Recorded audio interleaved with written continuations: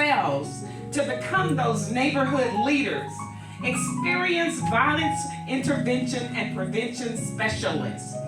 Credible messengers are individuals with relevant lived experiences who assist justice-impacted individuals to make a better and safer decision, pursue their goals, repair relationships with family and community, and to connect to education, job readiness, and employment opportunities, and to become tax-paying members, like myself, of society.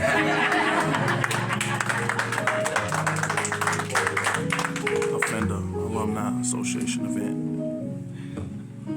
I've never been able to do this without sharing how me, a person that was sentenced to 114 years and really didn't see freedom no time soon, judge had told the DA and my lawyer that in 30 years they'll look forward to seeing me and consider my release, and we know how the state of Alabama is. And I don't know how I felt about that, to be honest. You know, I was real tough. I wasn't the lady that you guys see today. I had this little frown and this mug on my face, and it was like, whatever.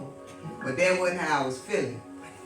You know, I was feeling lost. I was feeling hopeless. It's like, man, I messed my life up.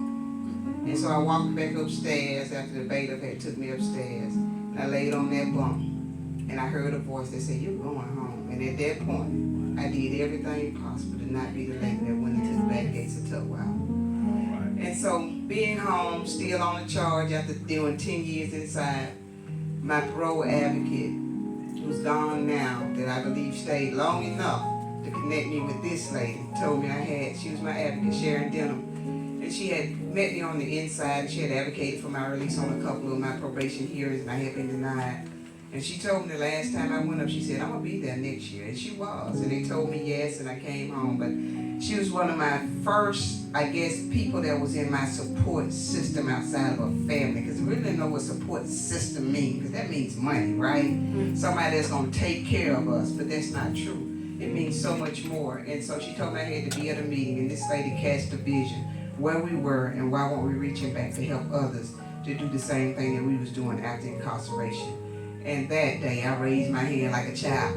When we gonna start? I've been running ever since, real road-like, mind you, based on being chosen, I feel, to carry a vision in which she had cast it, but also something that I believe was cultivated over the 10 years of my incarceration, just to be a vessel and allow my lived experience to help someone else, regardless of what that was. And 4 programs later, here we are with all of you all continuing to move forward in that space.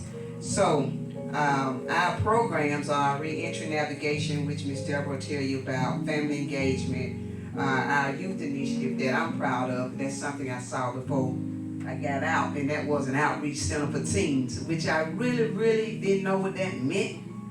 And it's our Heroes in the Hood program.